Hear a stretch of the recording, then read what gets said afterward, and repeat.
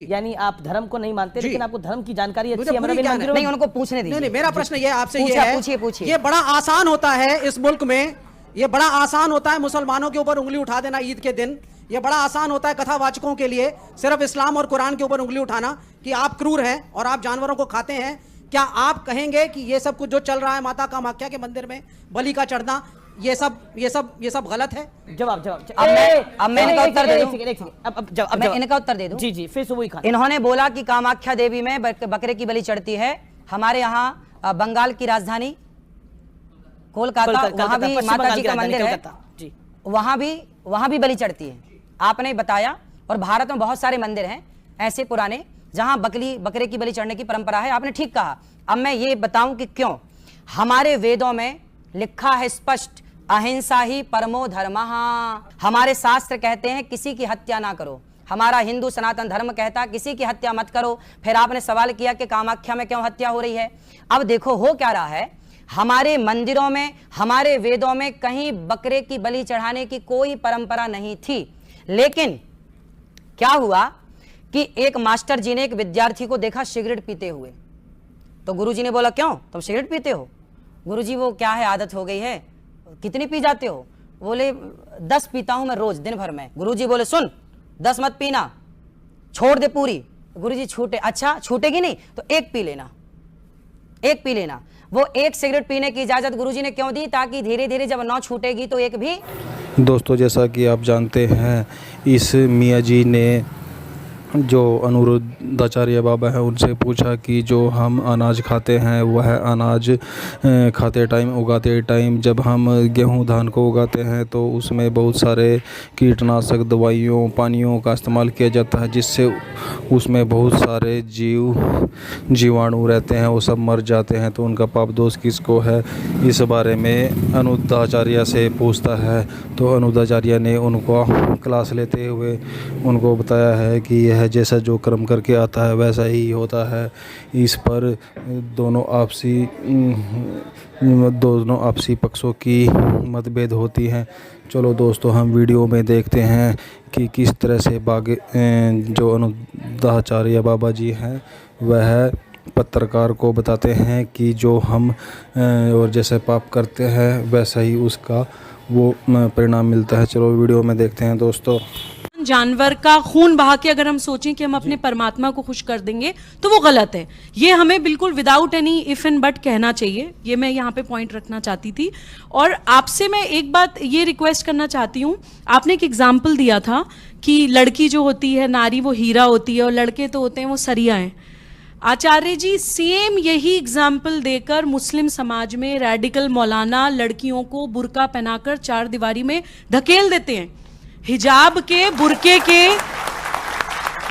के जितने भी एडवोकेट्स हैं वो यही कहते हैं कि आप बहुत कीमती चीज हैं तो आपको कवर्ड वेलवेट के डब्बे में रहना चाहिए। और लड़के जो है वो बहुत कैजुअल सी चीज हैं तो उन्हें आप ऐसी घूमने दीजिए। इस तरह से बताते हैं कि तुम सिर ढक के ही रहो। यही आचार्य जी, मेरी बात जस्ट पूरी हो जाए। जैसे कि हम उदाहरण देते हैं, आपने सीता माँ का एक उदाहरण वीडियो में दिखाया कि वो सुंदर थी। आपने अभी दूसरा उदाहरण दिया कि सीता माँ के लिए मर्यादा की लकीर खींची थी भगवान राम ने, लक्ष्मण जी ने। हम ये उदाहरण क्यों नहीं देते कि सीता माँ ने लव और कुश को युद्ध की ट्रेनिंग दी थी? बिल्कुल, सीता माँ बहुत बड़ी योद्धा भी थी। बिल्कुल। हम अपनी भारतीय संस्कृति में बच्चियों को वो शौर्य और पराक्रम क्यों नहीं सिखाते? सनातन शब्द में इतनी समंजसता है आचार्य जी कि वो सब कुछ अपने अंदर समा सकता है। मुझे लगता है हमें उसे ड्रेसेस में कि आप किस तरह के कपड़े पहन रहे हैं और आप किस तरह का लाइफस्टाइल जी रहे हैं, हमें उसको संकीर्ण नहीं बनाना चाहिए। हमें उसको, उसके अंदर जो विशालता है उसको ज्यादा प्रमोट करना चाहिए ताकि यंगस्टर्स, यूथ उसकी तरफ और ज्यादा आकर्षित हों, उससे ज्यादा और जुड़े। और आज का जो समय है नारियों के ऊपर, देखिए बांग्लादेश में क्या हो रहा है महिलाओं के साथ, बांग्लादेश में नारी के साथ क्या हो रहा है। आज का जो समय है, मैं तो मानती हूँ महिला को हीरा नहीं सरिया ही होना चाहिए। देखिए, मेरा प्रश्न आचार्य जी, ये वेजिटेरियन और नॉन वेजिटेरियन की बहुत पुरानी एक डिबेट है। इन्होंने तो एक एथिकल पर्सपेक्टिव से बोला। मेरा ये मानना है, आप सांस लेते हैं तो भी आप हत्या कर रहे हैं, कुछ जीवाणु आपके सांस से अंदर जा रहे हैं। आप पानी गर्म करते हैं तो भी कोई जीवाणु मरते हैं। आप दूध गर्म करते हैं तो भी जीवाणु मरते हैं। आप चलते हैं तो भी जीवाणु मरते हैं। जब आप चावल खा के शाकाहारी बन रहे हैं, उस चावल को उगाने में पता नहीं कितनी पेस्टिसाइड डाल करके कितने जीवों की हत्या की गई है। क्या आप शाकाहारी अपने आप को मानेंगे? हाँ। पहली चीज, आप शाकाहारी नहीं है। शाकाहारी। अगर आप उसी चावल को खा रहे हैं जिसको उगाने के लिए इतने कीटाणु मार के इतने जानवर मारे गए, वो आप चावल शाकाहारी नहीं हुए। छटपटाता नहीं है प्राण के लिए, तो वो मुर्गी जिस- छटपटाती है प्राण बचाने के लिए, आपके भोजन के बकरा लिए इतनों को छटपटाता मार है दिया प्राण बचाने के गया, लिए। आपके भोजन के लिए इतनों को मार दिया गया। लेकिन मैं उस विषय में नहीं जाना चाहता। मेरा दूसरा प्रश्न है राम मंदिर में हमने देखा, जो मेरा एक छोटा सा प्रश्न है, बड़े सारे कथावाचक गए, प्रधानमंत्री भी थे, उसका उद्घाटन हुआ। शंकराचार्य ने कहा कि साहब ये एक पॉलिटिकल इवेंट है और इसमें जाना गलत है।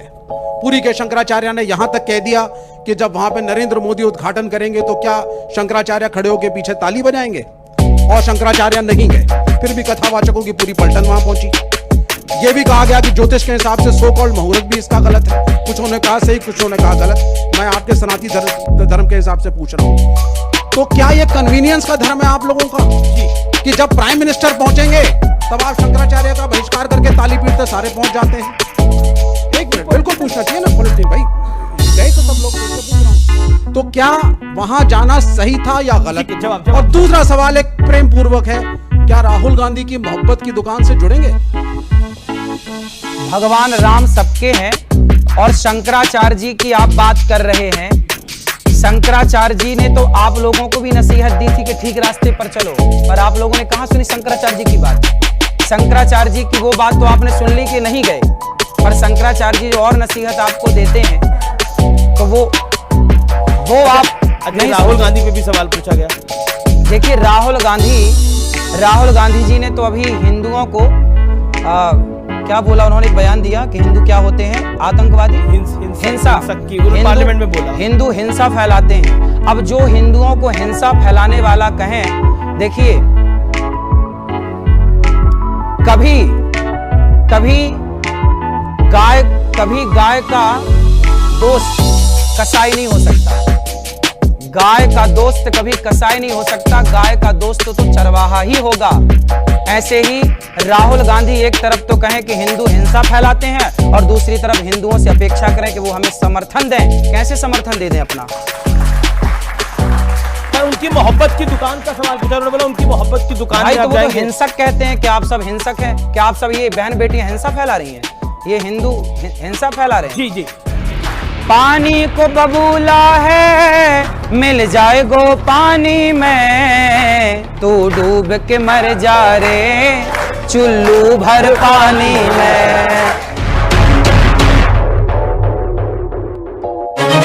आचार्य जी, आपके बयान अक्सर विवाद का कारण बन जाते हैं। कई बार तो नौबत आ जाती है कि आपको माफी भी मांगनी पड़ती है। आप बाय चॉइस ऐसे हैं या बाय वॉइस ऐसे? देखिए गलतियां कौन करता है? गलतियां वही करता है जो कुछ करता है। जो कुछ करता ही नहीं है वो गलती करेगा क्यों? तो हम काम करते हैं धरा पे उतरकर, समाज की सेवा जो बन पड़ती है, जो ईश्वर ने हमें जिम्मेदारी दी है जी। और दिन भर बोलने का कार्य है, 3 घंटे रोज कथा सुनानी है, तो कई बार शब्दों की त्रुटि तो हो ही जाती है। तो स्वाभाविक है, हम इंसान हैं, गलती के पुतले हैं, हजारों गलतियां होती हैं। हजारों गलतियां होती हैं। तो एक वीडियो में आपको दिखाता हूं, इसमें आप गाय को माता क्यों कहते हैं ये समझाने के लिए आप एक अजीबोगरीब तर्क दे रहे हैं। ये गलती से हुआ है या सही हुआ है? मैं सुना देता हूं, आपको दिखा देता हूं, फिर आप उसका रिएक्शन लें। एक आदमी हमसे बोला कि महाराज जी आप लोग गाय को माता कहते हो तो भैंस को बुआ कह सकते हो। इसलिए ये कहने में मेरी शब्दों की त्रुटि हुई, उसे मैंने स्वीकारा है और वो शब्दों की मेरी त्रुटि थी कि उसमें एग्जाम्पल मैं कुछ और देना चाहता था, समझाना कुछ और तरीके से था, पर वो शब्दों की त्रुटि हुई, उसे मैंने स्वीकार किया। जी, क्या आपको लगता है कि ये जो अक्सर आप विवाद में फंस जाते हैं, ये सवाल पूरी पब्लिक की तरफ से है या फिर आपको विवाद में फंसा दिया जाता है, आप इसे एंजॉय भी करते हैं? देखिए बुराई आनंद भी लेते हैं? हाँ, देखिए हमें हर चीज का आनंद लेना चाहिए। बुराई है, राम बाद में आए, रावण पहले आया, पहले बुराई आई फिर अच्छाई आई। समाज में पहले जब समुद्र मंथन हुआ तो पहले विष निकला, बाद में अमृत निकला। तो पहले बुराई आएगी फिर अच्छाई आएगी। जब बुराई समाज में पहुंचेगी तो फिर उसके निदान के लिए एक अच्छाई का प्रवेश होगा। तो ये सदा से चली आई है रीत, अच्छाई बुराई सदा साथ रहे हैं, तो ये सदा साथ आगे भी साथ रहेंगे। ये आगे भी साथ रहेंगे। हमारे साथ कुछ एक्सपर्ट्स हैं यहाँ पर, वो भी कुछ सवाल पूछना चाहते हैं। कुछ सवाल है, हाँ अब मेरा सवाल है, आपने कहा गलतियां होती हैं, आदमी काम करता है, कुछ गलतियां बड़ी होती हैं, कुछ छोटी होती हैं। अब आप हैं कथावाचक, आप जो एग्जाम्पल दीजिए, आप महाभारत से निकालिए, रामायण से निकालिए, ये जो आप अपने हिसाब से, जैसे अब आपने गाय और भैंस वाला दिया, तो आपको खुद क्यों इनको क्रिएट करने की जरूरत है? क्योंकि आप हैं तो कथावाचक, और दूसरी आज आप इस पेडिस्टल पे है जहां पे करोड़ों लोग आपको सुनते हैं, तो आप देखिए उनको आप क्या डाउनलोड करके दे रहे हैं। तो इसलिए ये वाली जो गलतियां आप मान सकते हैं छोटी हैं, बट एक पब्लिक के लिए ये बहुत बड़ी गलतियां हो सकती हैं। जी काका सही है, आप ठीक कह रहे हैं। और इन गलतियों, देखिए होता क्या है, जब बच्चा पहली बार बोलता है ना, तो डायरेक्ट रोटी नहीं कहता, तोती कहता है, तोती से वो रोटी पे आता है। तो ये मेरे जीवन की शुरुआती दौरों की गलतियां हैं, पर वायरल अब हो रही है। हाँ, वायरल अब हो रही हैं। ये उस टाइम की, ये बहुत पुरानी बातें हैं जी, क्योंकि बातें अब आ रही हैं, जब उस समय हम तो सीख ही रहे हैं, आज भी सीखते हैं, पर उस समय बहुत ज्यादा मंच में बैठने के बाद ना, शास्त्रों का भी एग्जाम्पल देता हूँ, आपने पूरी कथा सुनी होगी, तो सारे एग्जाम्पल शास्त्रों के ही हैं, और कुछ तो आज आधुनिक एग्जाम्पल, आज के परिवेश को देख के, आज के समाज को देख के, आज की स्थिति को देख